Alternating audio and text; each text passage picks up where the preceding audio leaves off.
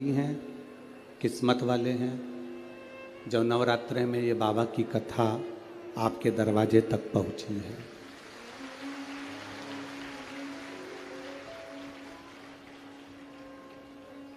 मनुष्य का शरीर मिल जाए, मानव की देह मिल जाए,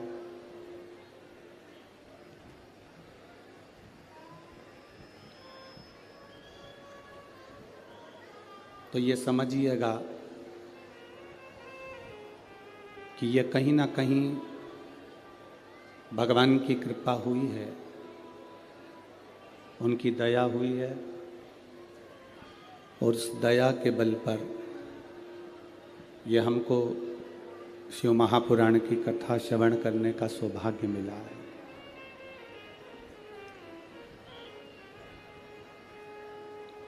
शिव कथा कहती है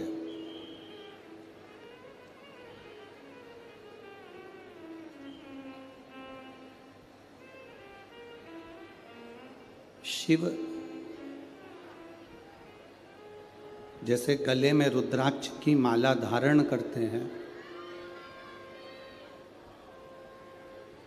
आवाज बढ़ाओ। शिव जैसे गले में रुद्राक्ष की माला धारण करते हैं और वो रुद्राक्ष केवल भगवान शंकर के लिए शंकर जी नहीं पहनते। वो रुद्राक्ष भगवान शिव संपूर्ण विश्व के कल्याण के लिए धारण करते हैं, संपूर्ण विश्व के उद्धार के लिए। अब आप विचार करेंगे कि शंकर भगवान रुद्राक्ष पहने हैं और उसमें विश्व का कल्याण कैसे है। शिव जी रुद्राक्ष धारण करे हैं, उसमें विश्व का कल्याण कैसे निश्चित हो सकता है।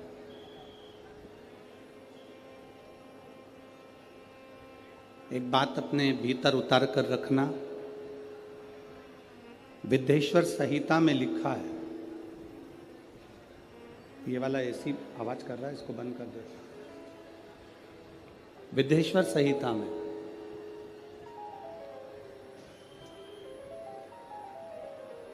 शिव महापुराण की विद्येश्वर संहिता कहती है,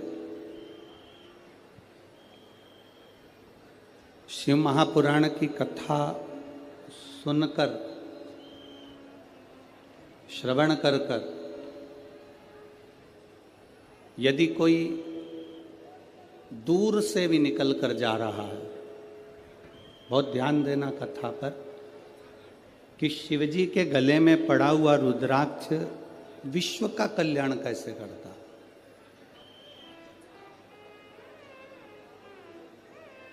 विद्येश्वर संहिता कहती है कि अगर कोई भूलवश भी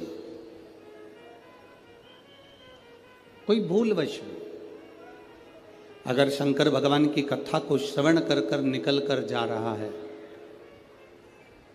और उसके शरीर से छूकर हवा, वायु जो चलती है,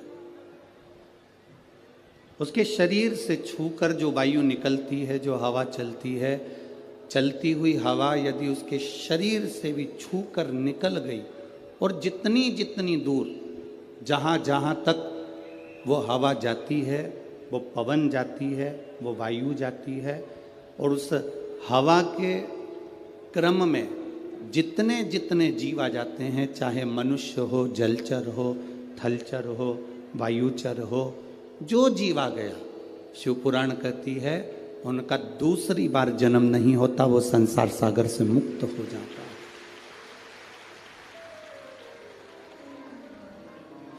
वो संसार सागर से मुक्त हो गया।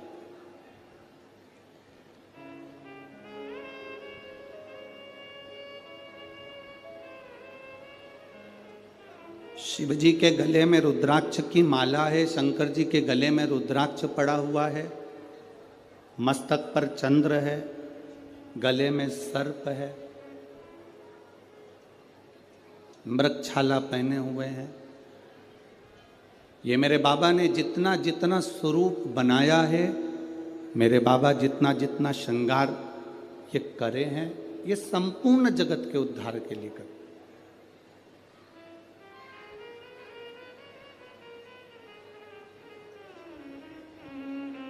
पार्वती जी ने स्वयं भगवान शंकर से अमर गुफा के अंतर्गत अमर कथा को श्रवण करते हुए माता पार्वती जी ने शिव जी से प्रश्न किया। उस प्रश्न का उत्तर आपके भी मुख पर होना चाहिए।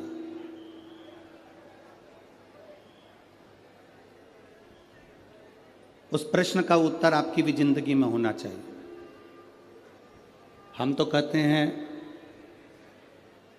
अगर आमदार माननीय मोहन गोपाल राव जी मते जी ने, सो सविता मोहन जी मते जी ने, अगर ये आमदार जी की पूरी मित्र मंडली ने अगर ये कथा करवाई है, तो उस कथा का सार तत्व ही यही है जो इस कथा के रस को जान गया।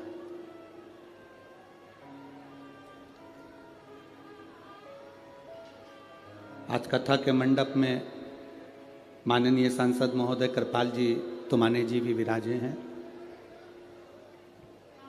शिव कथा कह रही है। एक प्रश्न माता पार्वती जी ने भगवान शंकर से कहा, अमरनाथ की गुफा में हम प्रवेश करें ना करें, अमरनाथ जी का दर्शन करने हम पहुँचे ना पहुँचे, अमरनाथ जी का हमने कभी दर्शन किया ना किया, हम कभी अमरनाथ दर्शन के लिए पहुँचे ना पहुँचे, पर ये प्रश्न और इसका उत्तर आपके भीतर होना चाहिए। ये प्रश्न भी हो और इसका उत्तर भी। पार्वती जी ने शिव जी से प्रश्न किया, बाबा, प्रभु, स्वामी, आपके शरीर पर जो वस्तु आपने धारण करी है, मैं 5 वस्तुओं को, पार्वती जी कहती हैं, आपसे पूछना चाहती हूं। केवल 5 वस्तु का मैं महत्व जानना चाहती हूं। एक, आपके गले में पड़ा हुआ रुद्राक्ष, दूसरा गले में पड़ा हुआ सांप, तीसरा मस्तक पे लगा हुआ चंद्र, चौथा मस्तक पे रखी हुई गंगा, और 5वां कंठ में पड़ा हुआ विष। ये 5 चीजें जो आपके पास में विराजमान है, ये 5 चीजें जो आपके पास में हैं, आपके पास में विराजमान है, इन 5 चीजों का दर्शन यदि संसार के मनुष्य को हो जाए, तो मैं ये जानना चाहती हूं कि वो संसार का मनुष्य किस लोक में जाता है, किस स्थान पर जाता है। बाबा देवादिदेव महादेव जो माता पार्वती जी को कथा सुनाने के लिए विराजमान थे, अमर कथा जो कह रहे हैं, पार्वती जी को जो ज्ञान उपदेश दे रहे हैं, माता पार्वती जी को जो ज्ञान उपदेश प्रदान कर रहे हैं, वो भगवान शंकर पार्वती जी से कहते हैं, पार्वती तू 5 दर्शन को भूल जा। गंगा का दर्शन हुआ कि नहीं हुआ उससे मतलब नहीं, चंद्र का दर्शन हुआ कि नहीं हुआ उससे मतलब नहीं, कंठ में भरे हुए विष का दर्शन हुआ कि नहीं हुआ उसका मतलब नहीं, सर्प गले में पड़ा है उसका दर्शन हुआ कि नहीं हुआ उसका मतलब नहीं। पार्वती, अगर संसार का मनुष्य मेरे गले में पड़े हुए रुद्राक्ष को अगर अपने कंठ में धारण भी कर लेता है या उसका स्पर्श भी कर लेता है, तो फिर पुनः उसका जन्म नहीं होता, वो कैलाश धाम का अधिपति बन जाता। एक रुद्राक्ष का मन का, एक रुद्राक्ष का मन का,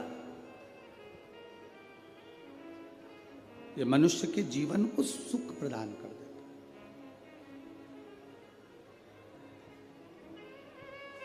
बाजार में बहुत सारी गाय रोड पर मिलती है, बोलो री नागपुर की जीजियों, सही है, और जितने जीजा उन बैठे हैं वो भी बोल दो, सही है। बहुत सारी रोड पर गाय मिलती है, बगीचे में गाय मिलती है, जंगल में गाय मिलती है।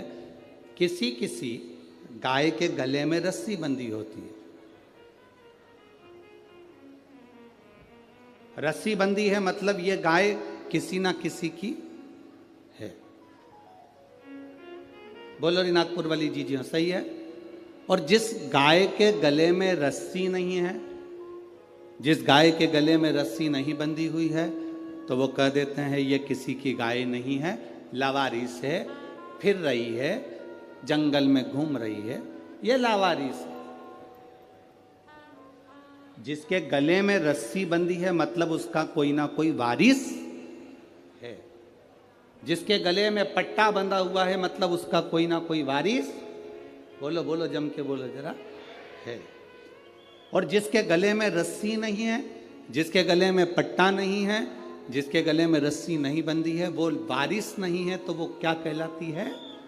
लावारिस। वो वारिस नहीं है, वो लावारिस है। शिव महापुराण की कथा कहती है, जिसके गले में रुद्राक्ष है, जिसके गले में तुलसी का मन का है, जिसके गले में तुलसी की माला या रुद्राक्ष की माला है, समझ लेना उसका वारिस भोलेनाथ और नारायण विराजमान है। उसका वारिस है।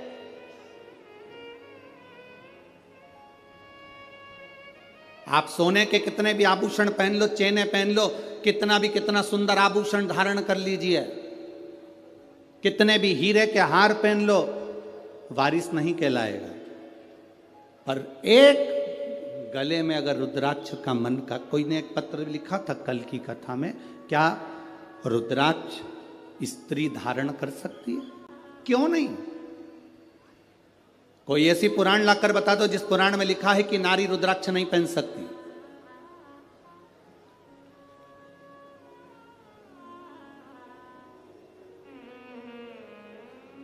उस पत्र में लिखा था क्या नारी, क्या स्त्री भगवान शंकर के शिवलिंग का स्पर्श कर सकती है? क्या नारी स्त्री भगवान शंकर के शिवलिंग का स्पर्श कर सकती है? कोई ऐसी एक पुराण लाकर बताओ जिसमें लिखा हो कि नारी शंकर भगवान के शिवलिंग का स्पर्श नहीं कर सकती। अगर नारी शंकर भगवान के शिवलिंग का स्पर्श नहीं कर पाती, तो आप ही के महाराष्ट्र की, आप ही के मराठवाड़ा की, आप ही के महाराष्ट्र की मां अहिल्याबाई होलकर, जिसके हाथ में शिवलिंग रखा रहता था, आप ही के मराठवाड़ा की, आप ही के महाराष्ट्र की मां अहिल्याबाई होलकर, जिनके हाथ में हमेशा शिवलिंग रखा हुआ था। दुख की घड़ी आती थी, कष्ट की घड़ी आती थी, माता अहिल्याबाई होलकर अकेली जब पड़ गई, घर में से सब जब चले गए, अकेली मां अहिल्याबाई होलकर जब अकेली पड़ी, अकेली,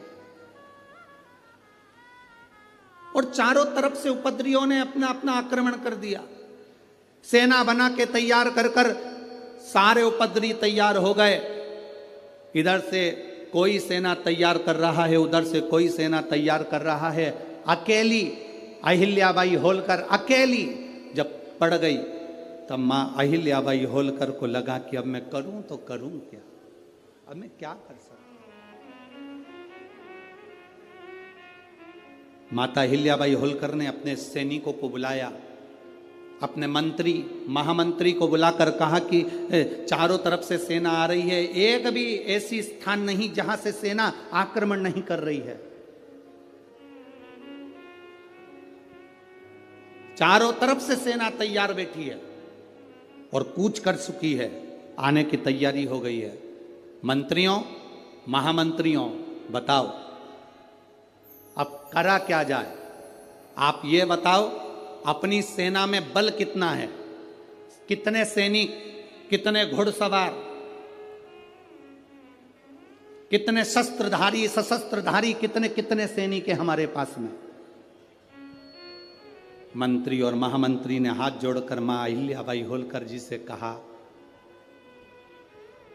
मां अहिल्याबाई होलकर से कहा, महारानी जी आपको एक बात कहना चाहते हैं, अगर हमारे सैनिक युद्ध लड़ें तो एक तरफ से आने वाली सेना से युद्ध लड़ सकते हैं, पर 3 तरफ से आने वाली सेना के बराबर हमारे पास सैनिक भी नहीं है। महारानी जी, इतनी सेना हमारे पास में नहीं है कि हम युद्ध कर सके। मौन हो गई मां अहिल्याबाई होलकर, मौन, एकदम मौन।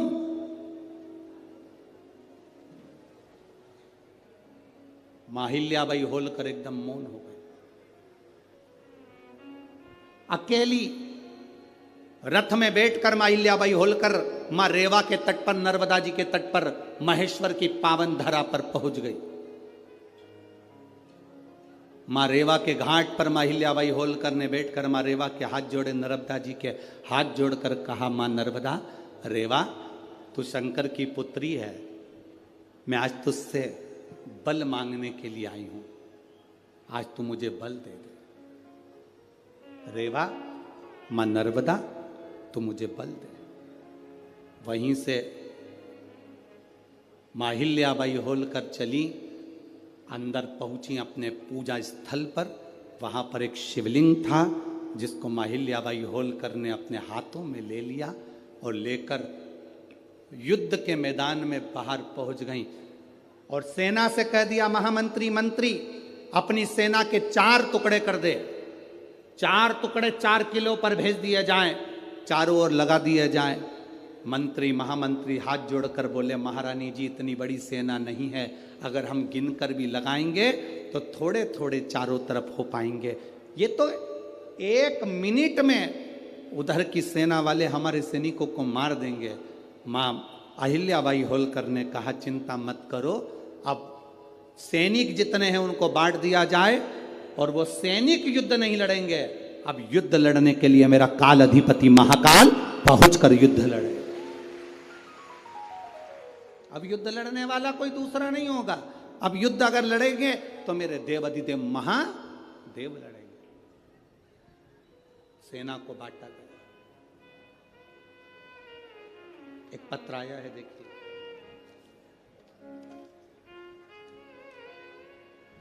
मेरा नाम मंजरी मंदार पाटिल है, मैं गोपाल नगर नागपुर की रहवासी हूँ। कहीं बैठी हो तो हाथ हिला सकती हैं, कहीं बैठी हो तो हाथ हिला सकती हैं। मेरा नाम मंजरी मंदार पाटिल है, मैं गोपाल नगर नागपुर की रहवासी हूँ। कहीं बैठी हो तो हाथ हिला सकती हैं। गुरुजी, आप अगर पत्र को पढ़ें तो पढ़ सकते हैं, जरा ध्यान से पत्र पढ़िएगा। एलईडी पर भी पत्र चल रहा है, आस्था चैनल पर भी चल रहा है। गुरुजी, सच्ची श्रद्धा से बताती हूँ कि मेरा आप पर बिल्कुल भी भरोसा नहीं था। बहुत सारी महिलाएं आपके बारे में कहती थी, कई लोग कहते थे कि एक बार कथा सुना करो, पर मेरा आप पर बिल्कुल भरोसा नहीं था। ऐसी टीवी पर ना जाने कितने महाराज आते हैं, कथा कहते हैं, अपना अपना यश गुण गाते हैं, पर मेरा भरोसा, मेरा विश्वास आप पर बिल्कुल नहीं था। मैंने कई महिलाओं से कहा, तुम्हारे गुरुजी कहते हैं 1 लोटा जल सारी समस्या का, अगर 1 लोटा जल दुनिया के लोग चलाते रहते तो ना जाने कितने लोग करोड़पति बन जाते। मैं नहीं मानती ऐसे गुरुजी को, मैंने आपकी कथा भी नहीं सुनी थी, आपको मानती भी नहीं थी, पर गुरुजी, मैं खुद बहुत दुखी थी, बहुत तकलीफ में थी। धन दौलत संपदा क्या होती है मालूम नहीं था, पर गुरुदेव, सब लोगों से मैंने एक ही बात कही कि अगर जल चढ़ाने से कोई करोड़पति बनता तो ढेर सारे बन जाते। तब मेरे पास वाली आंटी ने मुझसे कहा कि तू एक बार जल चढ़ा कर तो देख, तेरा भी दुख मिटेगा। मैं मानती नहीं हूं, फिर भी 4 साल से मैं अपने बच्चों को अकेली साथ में रहती हूँ उन बच्चों के साथ में। छोटा सा कारोबार है, मेहंदी तेल, बस यही फेस पैक वगैरह की बेचती हूँ, बनाती हूँ। इतना चलता नहीं है, गरीबड़ी हूँ, तो विश्वास कैसे करूँ?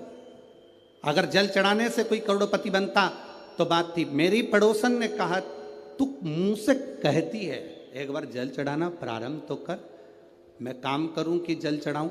फिर भी मेरी पड़ोसन के कहने से मैंने पशुपतिनाथ का व्रत किया।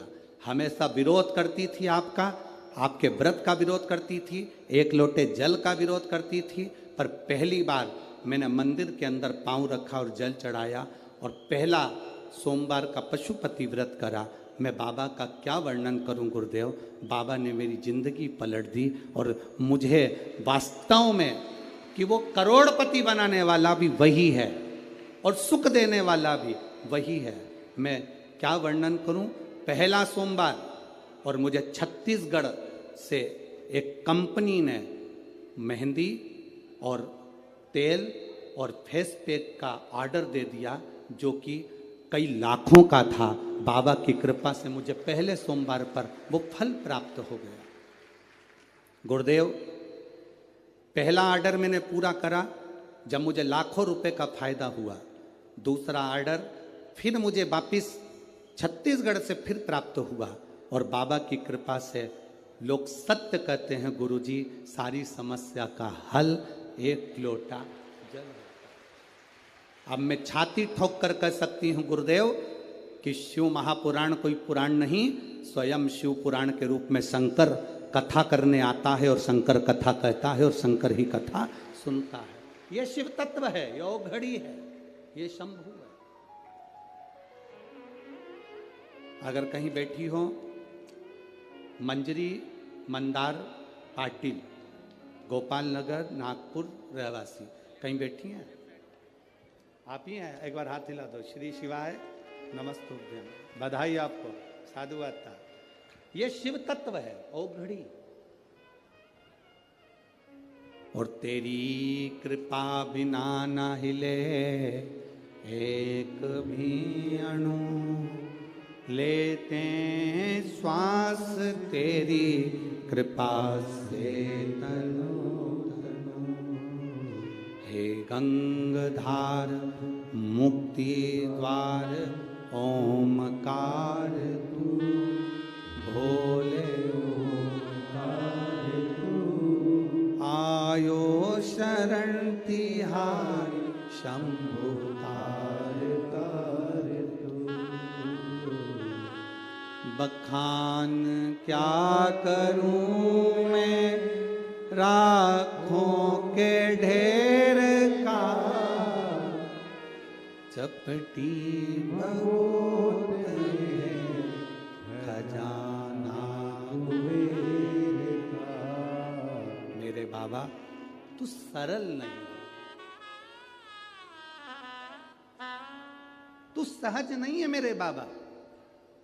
पार्वती जी से शिव जी कह रहे हैं, चंद्र का दर्शन हुआ कि नहीं हुआ पता नहीं, सर्प का दर्शन हुआ कि नहीं हुआ पता नहीं, विष का दर्शन हुआ कि हुआ नहीं पता नहीं, गंगा का दर्शन हुआ कि ना हुआ पता नहीं, पर एक रुद्राक्ष का भी दर्शन भूलवश भी अगर जीव धारण कर लेता है तो वो सहज नहीं रहता। शंकर कहते हैं उसमें मेरा एक अंश उसके अंदर प्रविष्ट रहता है। एक रुद्राक्ष, जिस गाय के गले में रस्सी है वो उसका वारिस है, जिस गाय के गले में पट्टा बंधा है उसका वारिस है। जिस गाय के गले में रस्सी नहीं, पट्टा नहीं, वो लावारिस है। उसी तरह जिसके गले में रुद्राक्ष है, शंकर उसका वारिस है। जिसके गले में तुलसी है उसका मेरा पांडुरंगा हरि विठ्ठल, मेरा पंडरीनाथ, मेरा हरि विठ्ठल उसका वारिस है, मेरा हरि उसका वारिस।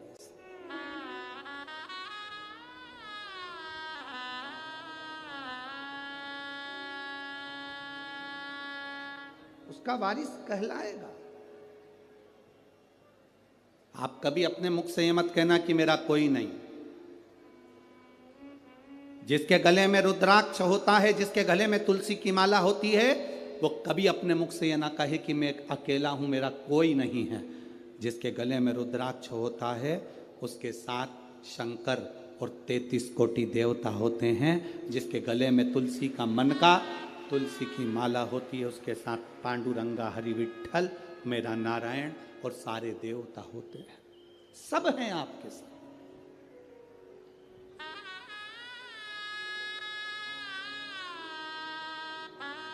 बस एक बात अपने अंदर उतार कर रखना, चाहे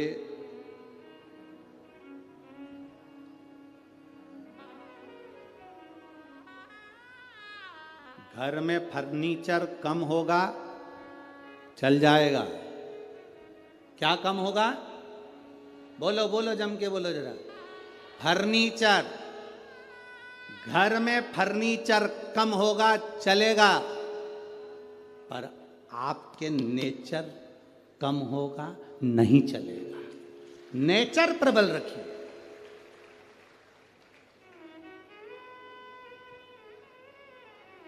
फर्नीचर से घर की शोभा नहीं होती, आपके नेचर से आपके घर की शोभा है।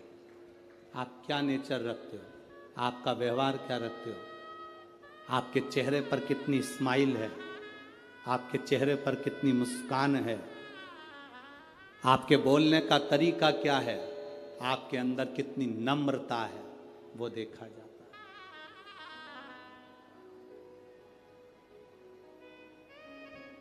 आपके घर में फर्नीचर कम होगा, चलेगा, पर आपका नेचर में कमी नहीं आना चाहिए। नेचर कम नहीं होना चाहिए। जितनी नम्रता दे सकते हो, जितनी करुणता दे सकते हो, उतनी दीजिए। जितना प्रेम रख सकते हो, उतना दीजिए।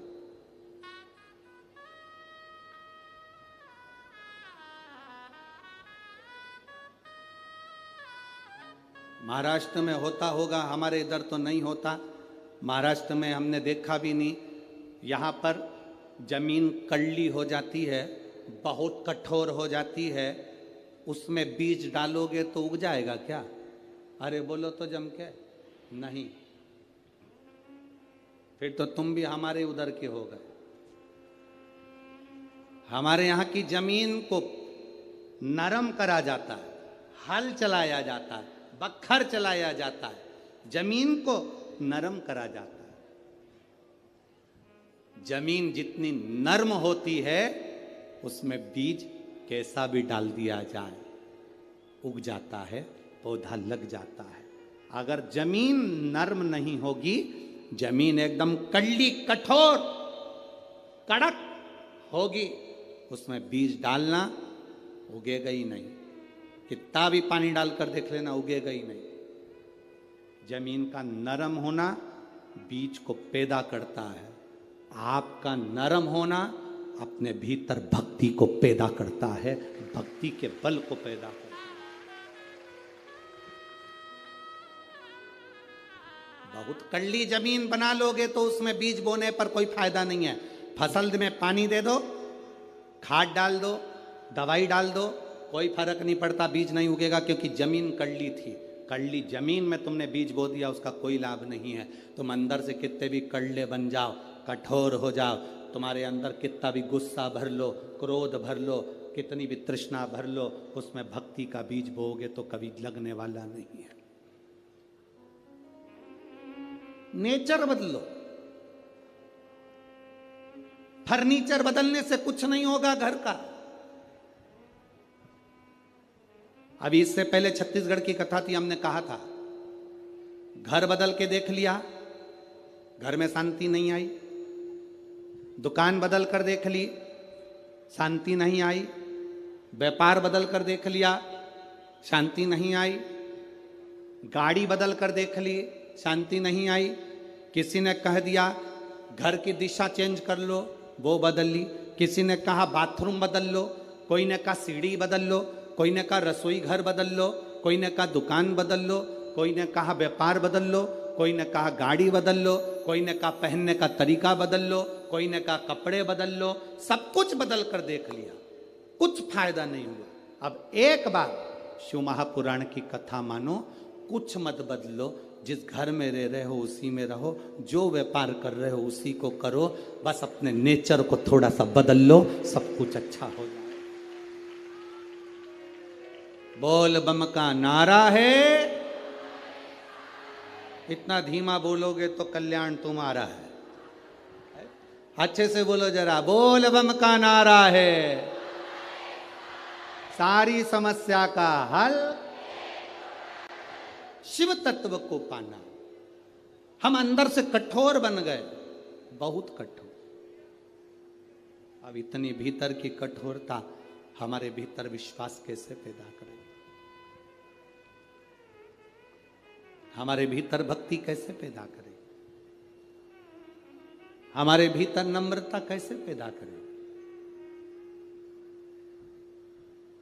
शिव जी से पार्वती जी ने पूछा कि आपके ये 5 चीजों का दर्शन जीव को क्या देता है? शंकर भगवान कहते हैं इन 5 का दर्शन आप कर पाए ना कर पाए, केवल एक दर्शन भी अगर आपने कर लिया। काय का दर्शन? जम के बोलो जरा, रुद्राक्ष। महिलाएं पूछती हैं क्या रुद्राक्ष स्त्री पहन सकती है? क्यों नहीं?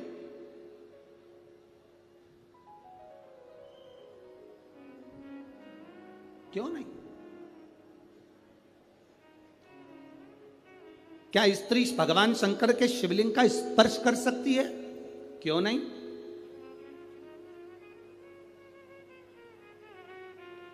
बस रजस्वला धर्म के समय पर स्पर्श ना करें, रजस्वला धर्म के समय पर भगवान को छुए ना, मंदिर देवालय शिवालय ना जाए। रजस्वला धर्म के समय पर भगवान के मंत्र का जाप करना नहीं छोड़ना, भगवान का नाम लेना नहीं छोड़ना। कोई ने कहा गुरुजी हमने तो सुना है कि रजस्वला धर्म के समय पर नारी भगवान का नाम भी नहीं ले सकती। हमने कहा रजस्वला धर्म के समय पर नाम क्यों नहीं ले सकते? रजस्वला धर्म के समय पर खा सकते हो,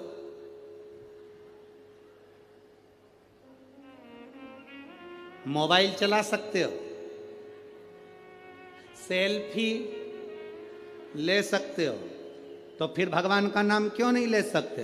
कौन सी पुराण में लिखा है कि रजस्वला धर्म के समय पर भगवान का भजन नहीं करना चाहिए या नाम नहीं लेना चाहिए?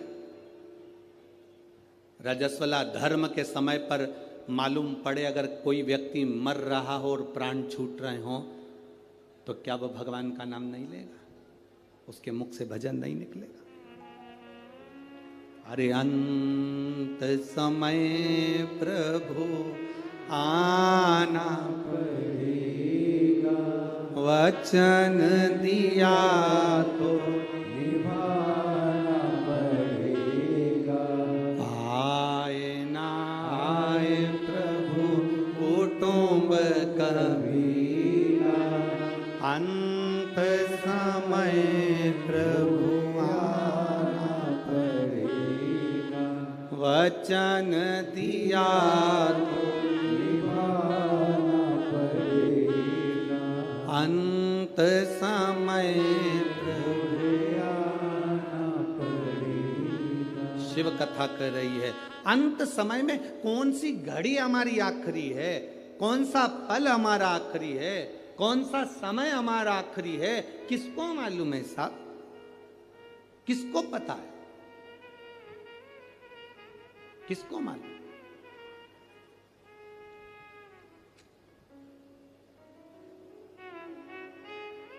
कौन सा समय हमारा आखिरी होगा यह किसको मालूम? महाभारत के शाल्य पर्व में अध्याय नंबर 43 में, अध्याय नंबर 43 के 21 से लेकर 39 श्लोक में नमूची नाम के एक असुर का वर्णन आता है।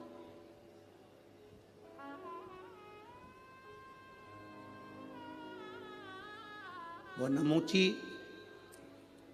जिसका नाम था नमूची, एक ऐसा दैत्य नमूची जिसके भाई थे शुंभ और निशुंभ, जिसका भाई था मय दानव, जिसका भाई था रंभ और करम। शुंभ निशुंभ का भाई नमूची।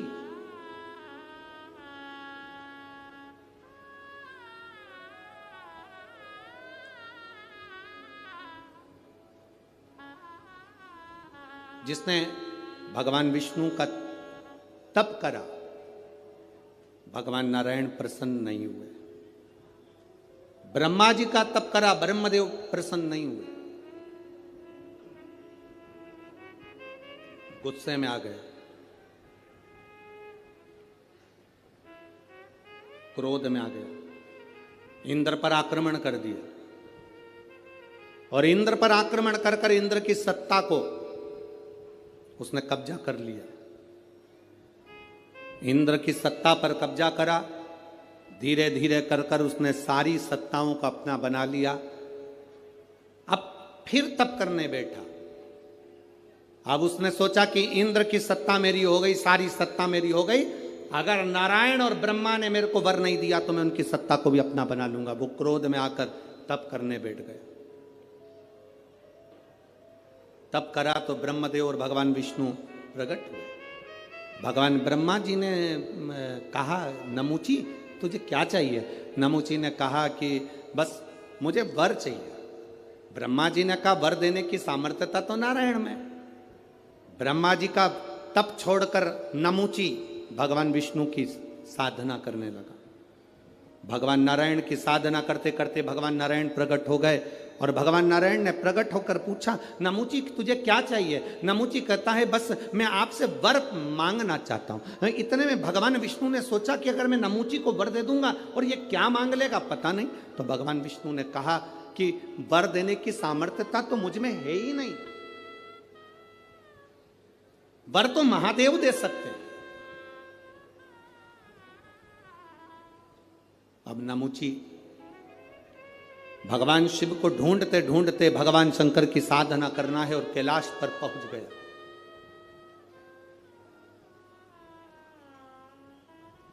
शुंभ निशुंभ का भाई, वो शुंभ निशुंभ जिसको मां दुर्गा ने मारा, वो शुंभ निशुंभ जिसका संहार मां देवी ने करा।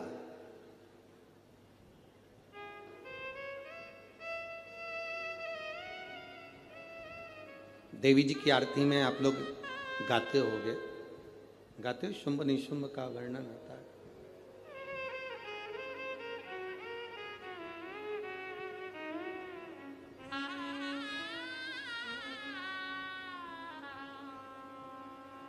महाराज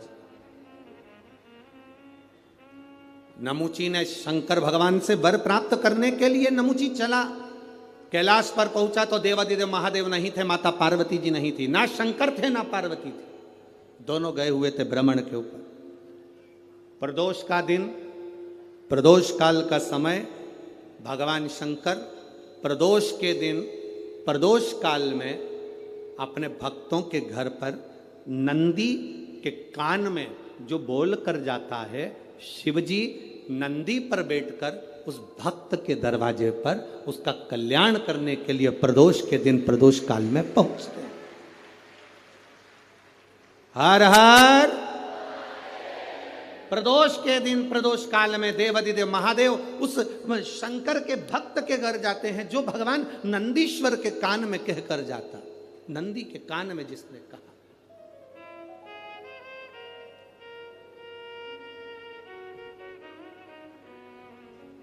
शंकर भगवान के इस शिवलिंग का स्मरण आप करेंगे। बीच में जो एक मोटी सी लाइन होती है इसको अशोक सुंदरी कहते हैं। सब लोग दर्शन करें, जम के बोलो जरा, करें। अशोक सुंदरी की जगह जहां पूरी हो जाती है उसके बीच में शिवलिंग और उसके बीच में थोड़ी सी जगह खाली आती है। करें दर्शन, समझना जरा बहुत अच्छे से। जैसे ये अशोक सुंदरी की जगह है, हम निवेदन करेंगे आस्था चैनल वालों से भी और एलईडी वाले भी, जिन जिनको एलईडी पर आप दर्शन करा रहे हैं वो पूरी तरह से कराएं। गणेश जी का स्थान, षडानंद कार्तिकेय का स्थान, अशोक सुंदरी का स्थान बीच में। अशोक सुंदरी का जो स्थान पूरा हो जाता है, वहां से लेकर शिवलिंग के बीच में खाली जगह आती है। करें दर्शन आप लोगों ने, खाली जगह आती है।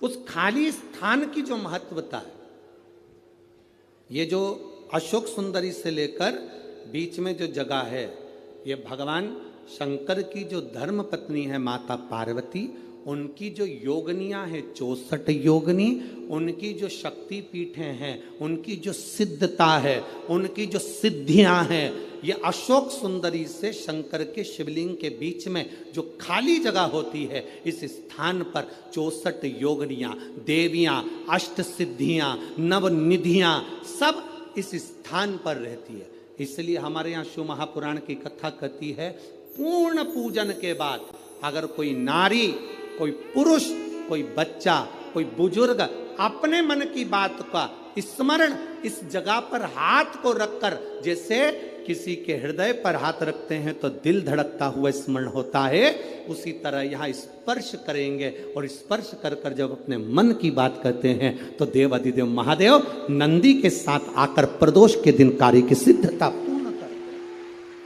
उस स्थान की मूलता होती है, वो स्थान समझ में आ गई ना जगह? अरे बोलो तो जम के। नहीं समझ में आई हो तो एक बार फिर वापिस समझ लीजिए, फिर समझो वापिस। स्थान देखिएगा, अपने को भगवान की कृपा से यहाँ नागपुर में शंकर जी का शिवलिंग कोई ने कागज का बनाकर यहाँ जो भेजा, ये काम बाबा की कृपा से आप लोगों के स्मरण के लिए आया। देखिए जरा, गणेश जी का स्थान, कार्तिकेय जी का स्थान, बीच में ये आ गई अशोक सुंदरी की मोटी सी लाइन। अशोक सुंदरी की लाइन जहाँ खड़ी हो खत्म होती है, वहाँ से जो शिवलिंग रखा है, इसके बीच की जो जगह है, ये जो बीच में अशोक सुंदरी के स्थान से लेकर शिवलिंग के स्थान के बीच में जो खाली जगह है, ये 64 योगनियाँ, अष्ट सिद्धियाँ, नवनिधियाँ, सब कुछ मेरे देवाधिदेव महादेव ने माता पार्वती को अपने चित्तवृत्ति के साथ यहाँ अनुमति प्रदान कर रखी है। वहाँ का स्पर्श, वहाँ का मात्र स्पर्श और हमारे दिल की बात, शंभो शरणे पड़ी मांगू घड़ी रे दुख काटो दया करी ने दर्शन। उस स्थान का स्पर्श हमें सुख देता, स्थान का स्पर्श।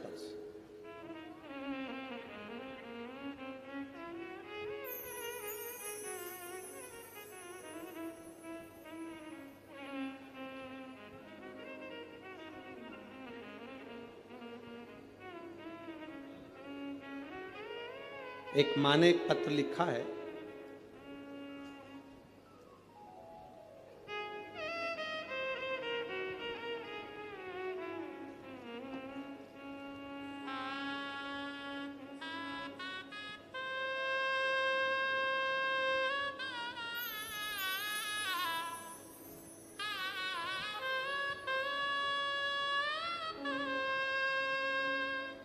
मेरा नाम भाग्यश्री जगदीश जिम काटे है, मोबाइल नंबर ये है, पता भील गांव, नाका नंबर 2, कामठी रोड, नागपुर की रहने वाली हूँ। कहीं बैठी हैं? कहीं बैठी हो तो हाथ हिला सकती हैं। गुरुदेव, शिव जी के जल चढ़ाने का और रुद्राक्ष का क्या वर्णन करूं? मेरे पापा नशा करते थे गुरुजी। पिताजी को जब से मैंने होश संभाला तब से उनको नशे में देखा। आप कहते हो रुद्राक्ष में क्या है गुरुदेव, एक लोटे जल में क्या है? मैं कहती हूं गुरुदेव, मैंने अपनी जिंदगी में जब से होश संभाला, मेरे पिताजी को मेरे पापा को दारू के नशे में देखा, उनको होश सुबह लें शाम को लें। गुरुदेव बाबा से मैंने प्रार्थना करी, एक लोटा जल समर्पित करा, एक बेलपत्र लेकर आती, पिताजी को देती तो पिताजी लेते नहीं उस बेलपत्र। पिताजी जब बेलपत्र नहीं खाते तो उनको लगता कि मेरी बेटी हो सकता मुझ पर कुछ करवा रही है। बेलपत्र नहीं खाते तो मैं जल चढ़ाकर जल लाती, वो भी देती तो नहीं लेते। तब उस जल को मैं पानी के हंडे में डाल देती, पानी के हंडे में जल को डालती और मेरे पिता ने पीना चालू करा उस पानी को। गुरुदेव मैं शिवजी से रोज प्रार्थना कर कर आती थी, बाबा मेरे पिता दारू के नशे को छोड़ दें। और गुरुदेव आज मैं गर्व से कहती हूं कि मेरे पिता पूर्ण तरह से मदिरा को त्याग दिए। ये शिव तत्व है। गुरुदेव मेरे शरीर में एक बीमारी थी, जिस बीमारी के चलते मेरे को जहां पर फुंसी होती थी वहां गठान पड़ जाती थी। मेरे शरीर में जहां फुंसी हुई वहां गठान पड़ जाती थी, उस गठान को ऑपरेशन की जरूरत होती थी। जितनी बार भी मैंने थेरेपी करवाई, टेस्ट करवाए, हर तरह के ब्लड टेस्ट कराए, सारी जांचें हुई, पर इस समझ में नहीं आया कि मुझे इतनी गठाने शरीर में क्यों हो जाती। बाबा आपने एक बार कहा था कथा में कि शंकर भगवान के जो जल बहकर नीचे गिरता है, जहां पर 33 कोटि देवता का स्थान है, मां दुर्वा को टच कर कर उसको खाने का कहा था। गुरुदेव मैंने उसको खाना प्रारंभ करा और मुझे बचपन से जो प्रॉब्लम थी वो प्रॉब्लम मेरी समाप्त हो गई। अब मेरे शरीर में गांठ नहीं पड़ती है। ये मेरे बाबा की कृपा, शिव तत्व ओघड़ी की कृपा, ये शंभु है, शंकर।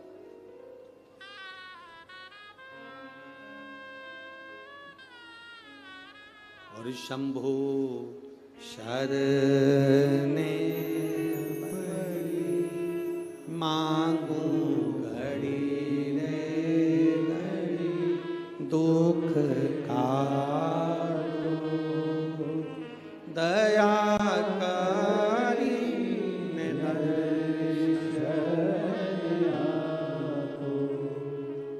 कुछ स्थान होते हैं जिस स्थान की बड़ी महत्वता होती है।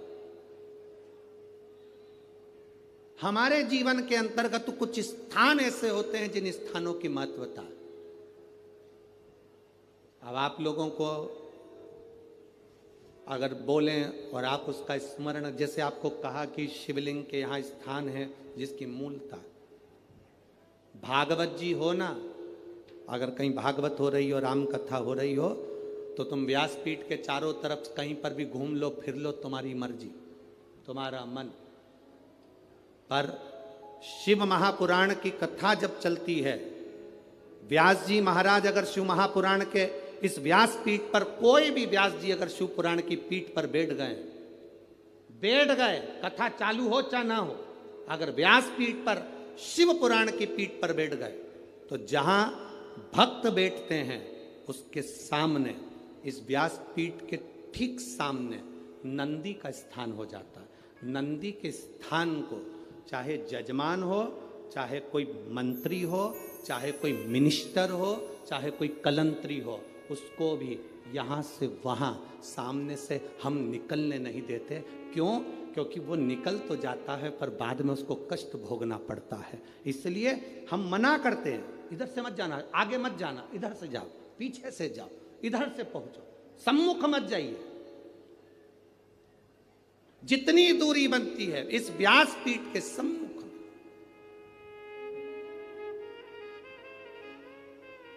अब उसको समझने वाला समझ नहीं पाता, इसलिए हम जब साउंड वाला साउंड लगाता है, बक्से वाला बक्सा लगाता है, तो हम उससे कह देते हैं यहाँ से यहाँ तक पैक कर दो, ये नंदी की जगह पर कोई के चरण ना पड़ जावे।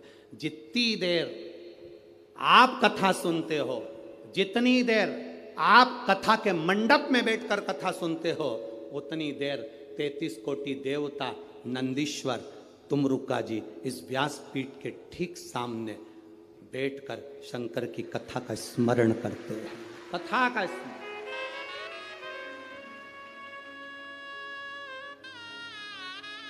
उतनी देर शिव भक्ति का स्मरण वो कर रहे होते हैं। एक चित्त वृत्ति में वर्णन।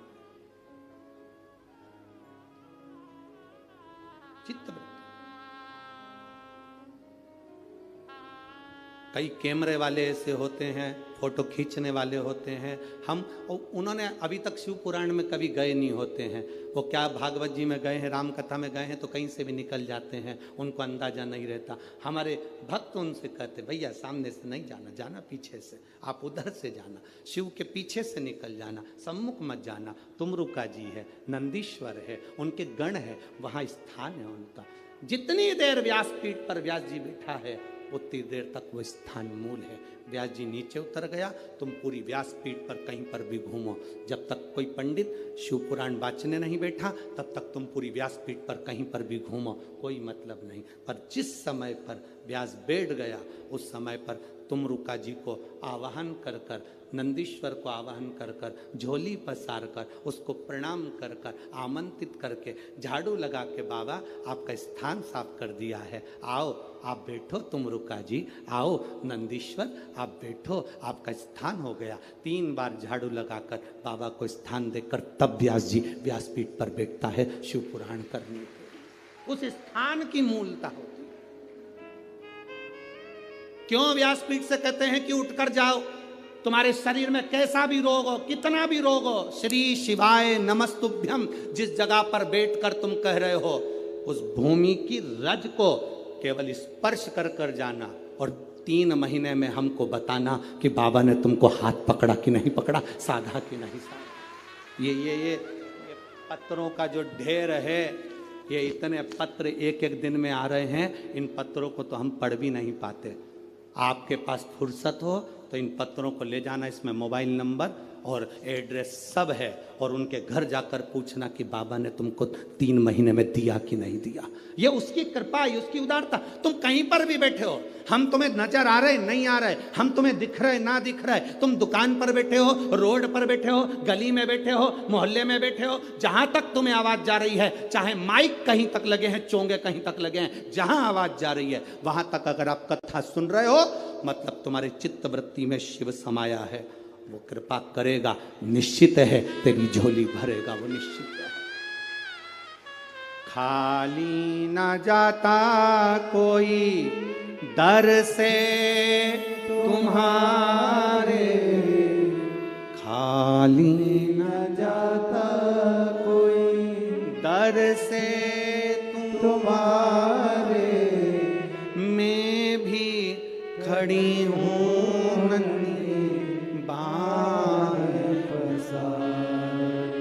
अपने हृदय से लगा लो,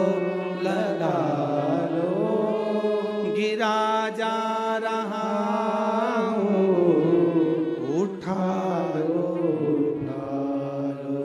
भोले अपने दर से अब तो न टालो, गिरी जा रही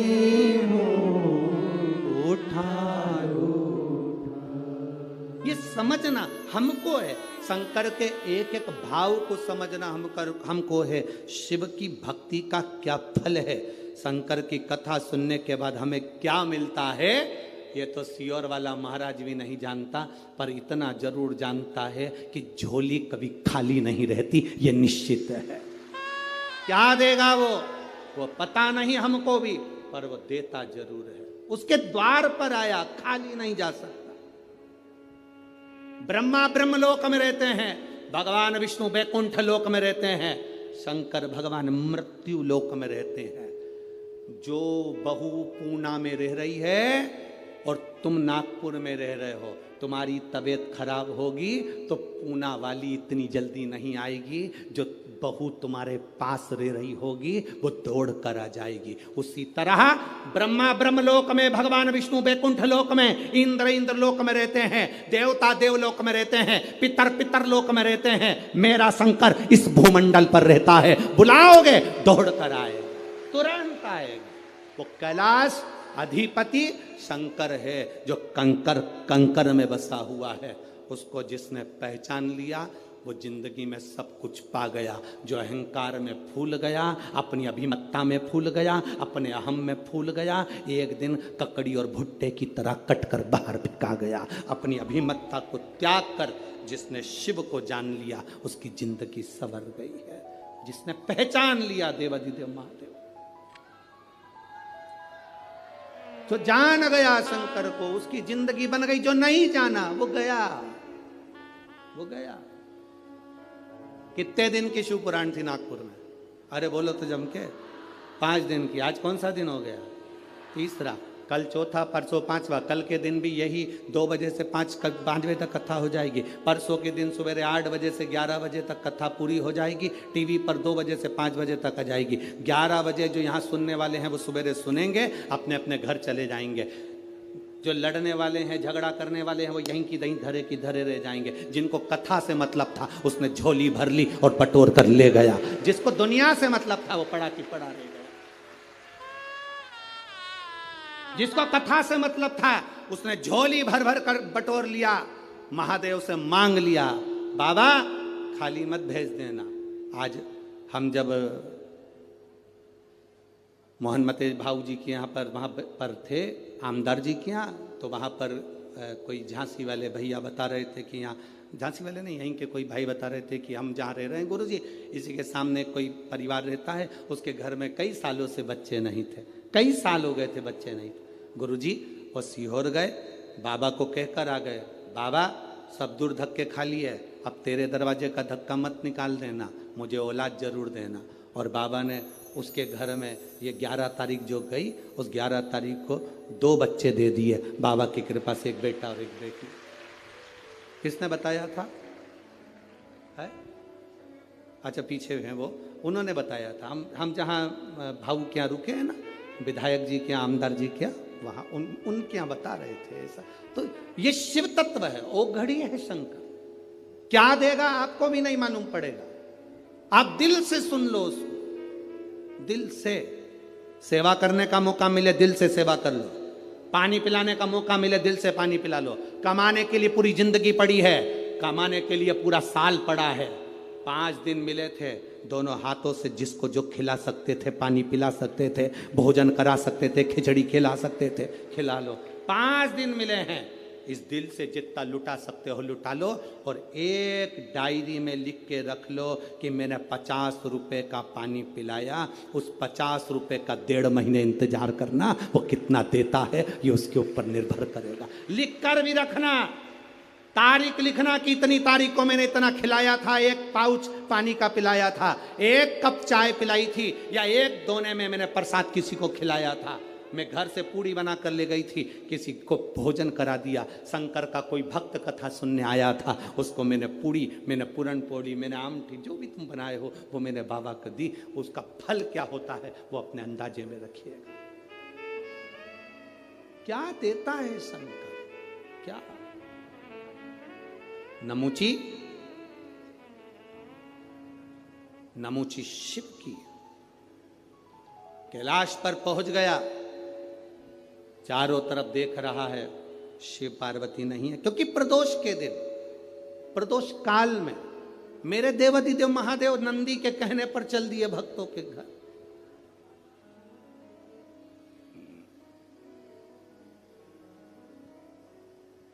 प्रदोष काल, प्रदोष के दिन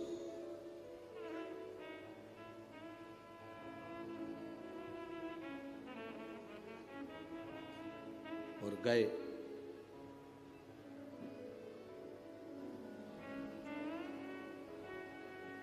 नमूची ने वहां पहुंचकर क्या देखा कि शंकर भगवान तो नहीं है, पार्वती भी नहीं है, गणेश भी नहीं है, षडानंद कार्तिकेय भी नहीं है। कैलाश सूना पड़ा, एकदम सूना, एकदम सूना। नमूची ने देखा कि एक रुद्राक्ष का मन का, शिव जी के गले में जो मन के पड़े थे, शंकर के गले में जो माला पड़ी थी, उसमें से रुद्राक्ष का मन का भूमि पर पड़ा था। एक मन का, एक मन का। कभी कभी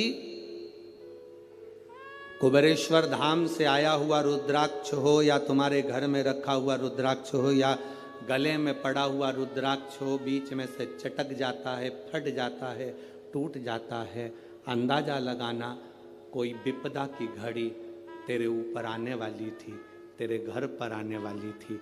देवाधिदेव महादेव ने अपने ऊपर झेल ली, टूट गया, टूट गया।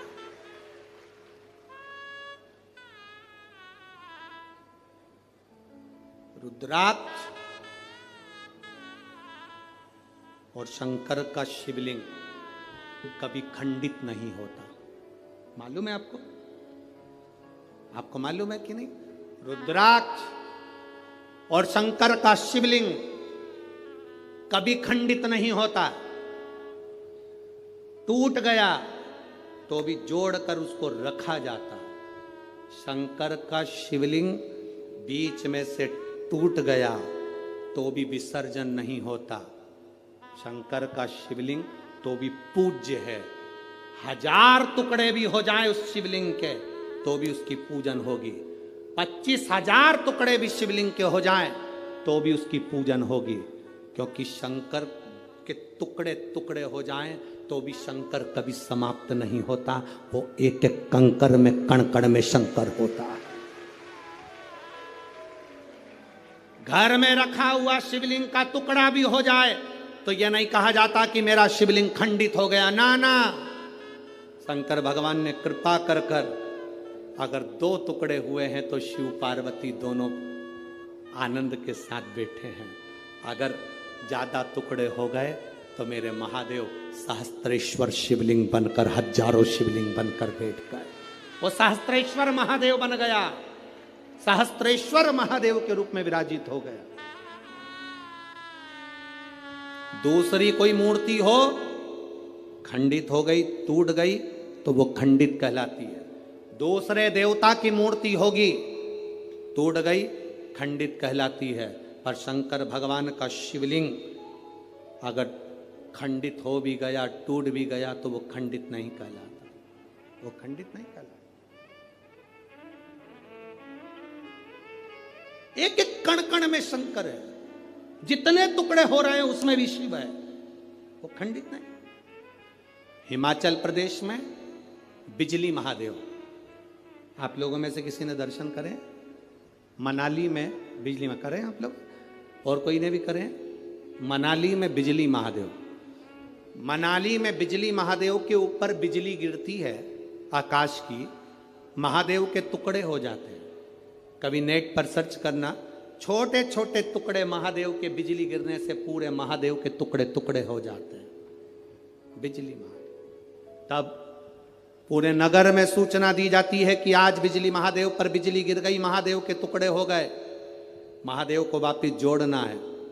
पूरे गांव से मक्खन एकत्रित करा जाता है, माखन ले जाकर ऊपर एक साधारण सा परिवार जिसकी मर्जी हो, जो सब दूर भिक्षा मांग कर माखन एकत्रित कर ले, वो लेकर पहुंच जाता। शिव जी के टुकड़े उठाता है, उसको माखन से जोड़ता रहता है। पूरा दिन उसको मक्खन से भगवान शंकर को जोड़ने में लग जाता है। एक लोटा जल देवाधिदेव महादेव का नाम लेकर वो डालता है, मक्खन पूरा की पूरा पिघल जाता है, शिवलिंग जुड़ जाता है, वो शिवलिंग वापिस निर्माण हो जाता है। वो बिजली महादेव साल में 2 से 4 बार बिजली महादेव पर बिजली गिरती और साल में 4 बार बिजली महादेव टूट कर गिरते हैं।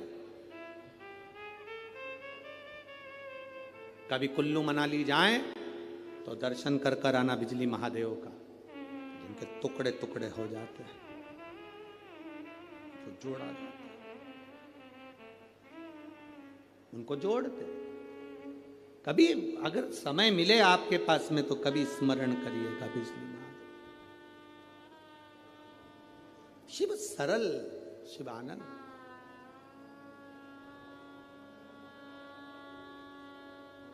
उसको पहचानने वाला, उसको जानने वाला सरल सहज नहीं है, सरल सहज, उसको पहचानिए। और जिस समय पर आप जान गए कि शंकर खंडित नहीं होता,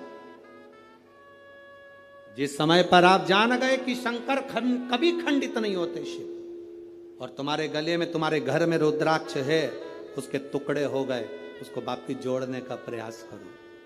वापिस नहीं जोड़ता, उसको एक कपड़े में बांध कर रख लो। शिव, शंकर का शिवलिंग और रुद्राक्ष कभी खंडित नहीं कहलाता, उसका फल उतना की उतना ही होता है, उसका फल उतना की उतना ही रहेगा, उसका बल उतना की उतना रहेगा, वो कभी खंडित नहीं, उसका बल उतना की उतना। इसलिए शंभु शरणे पड़ी मांगू घड़ी घड़ी दुख का दया करी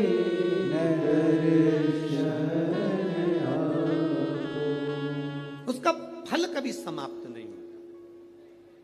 रुद्राक्ष के 10 टुकड़े भी हो जाएं तो रुद्राक्ष का फल समाप्त नहीं होता। आप में से कई लोग ऐसे बैठे होंगे जिनके घर में रुद्राक्ष टूटा होगा, बिखरा होगा। उठाओ जरा हाथ, जिनके घर में अगर कभी रुद्राक्ष टूटा हुआ भी हो तो आपको महसूस करा होगा आपने कि वो रुद्राक्ष टूट गया, बेकार हो गया, कोई काम का नहीं है। ना ना ना ना, शंकर भगवान की एक बेलपत्र, शिव की एक बेलपत्र जो शंकर जी पे समर्पित हो गई, समर्पित होने के बाद उठाने में टूट गई, खंडित हो गई। शिव जी पे चढ़ी थी, पूरी थी, पर जब चढ़ने के बाद बहुत सारी उठाई गई तो टूट गई, खंडित हो गई, टूट गई, खंडित हो गई, वो खंडित नहीं कहलाती। शिव जी पे चढ़ने के बाद जो बेलपत्र का अगर एक पत्ता भी तुमको मिला तो वो पूरी बेलपत्र कहलाती है, वो अधूरी नहीं कहलाती। शंकर भगवान पर चढ़ने के बाद अगर बेलपत्र का एक पत्ता भी तुमको मिला है तो वो खंडित नहीं, वो पूर्ण है, वो पूर्ण है।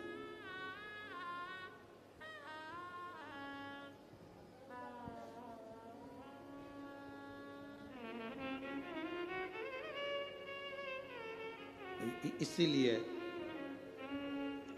शिव कथा कर रहे हैं।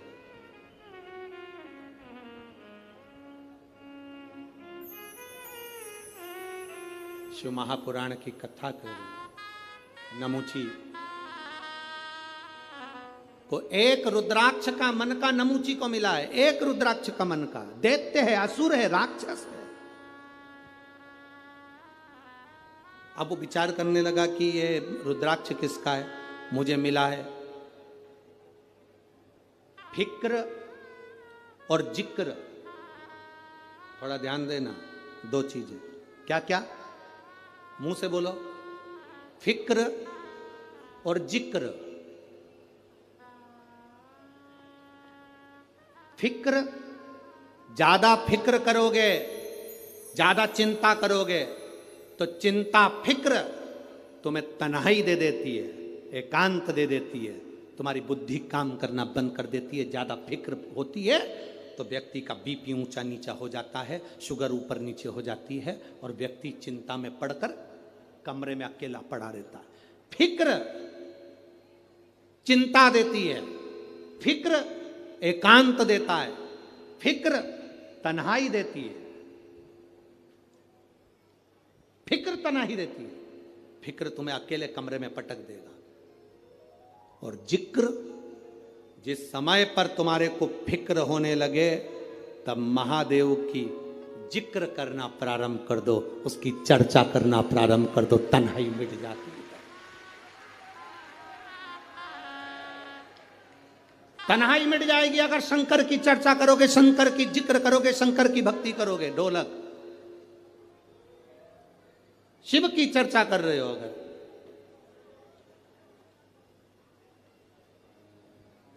शंकर की अगर चर्चा करें, फिक्र और जिक्र में अंतर है। फिक्र तनाही देगा, जिक्र तनाही से निकाल देगा।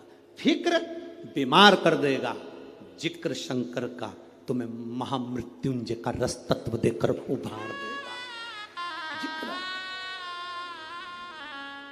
आज सबसे बड़ी अगर कुछ बहुत बड़ा अगर टेंशन है ना लोगों को, लोग आज के समय में, अब यहाँ पर बहुत सारे लोग बैठे हैं, हम बात कहेंगे तो लोगों को लगेगा गुरुजी ऐसा बोल देते हैं, पर आज प्रत्येक समाज के व्यक्ति को अपनी अपनी समाज की फिक्र है।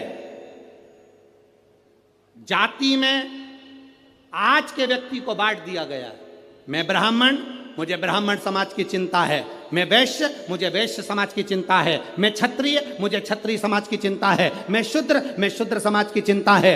हर व्यक्ति ने आज के समय को जाति में लोगों ने बांट दिया।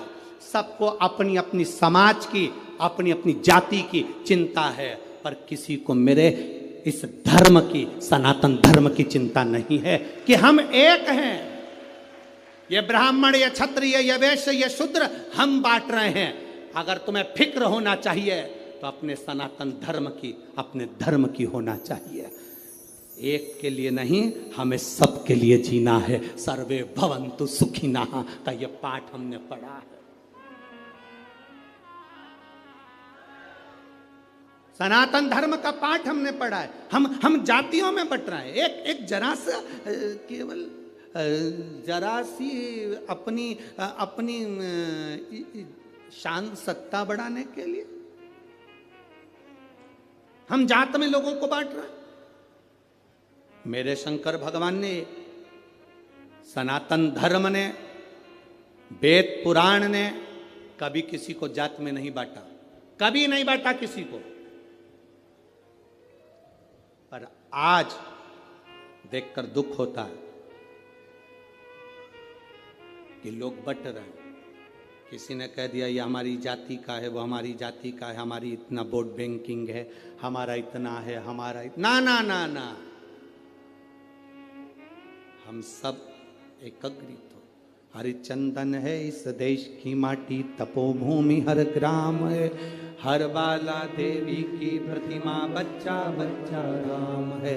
जिसके सैनिक समर भूमि पर गाया करते गीता है, उसी माटी के हल्के नीचे खेली करती सीता है। ये चंदन है भारत की भूमि, ये धरोहर है जहां हम जन्म लिए हैं। इसको पहचानो, इसको जानो।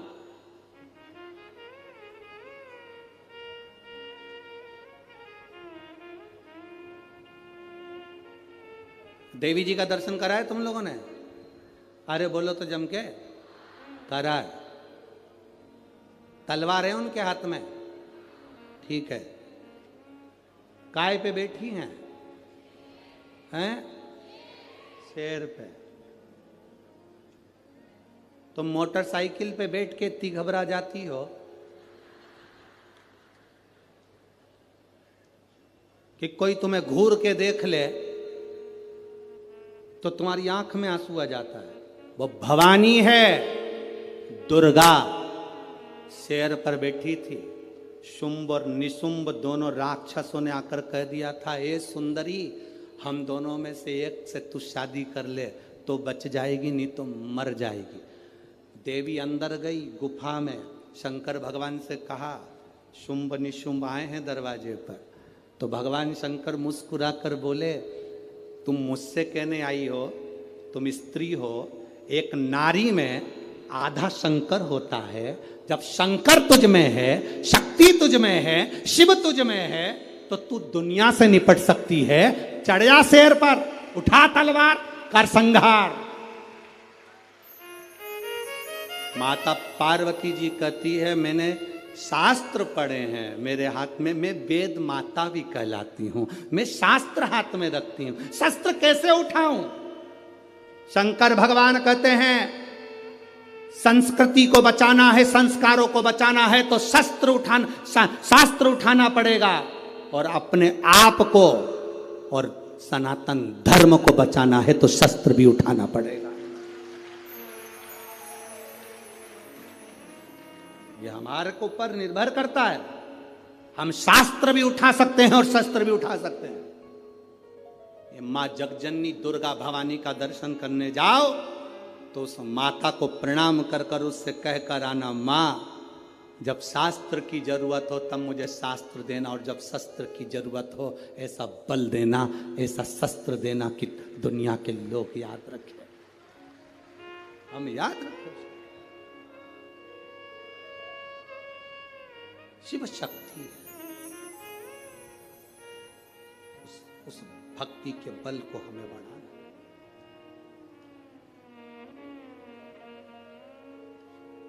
फिक्र से जिंदगी नहीं चलती, जिक्र से जिंदगी चलती। हम फिक्र कर कर कुछ नहीं प्राप्त कर सकते। कैसे होगा, क्या होगा, हम दिन रात फिक्र में डूबे रहते हैं तो अंत समय ये होता है कि हमारा बीपी शुगर सब ऊंचा नीचा हो गया। पलंग पर पड़े रहे, कथा अपनी जगह चलती रही, भगवान का भजन होता रहा, तुम पलंग पर सोते रहे, कथा पूरी हो गई, 5 दिन निकल गए, सियोर वाला महाराज अपनी अगली कथा में पहुंच गया, तुम अपने नागपुर में संतरा खाते रहे। बचा क्या था?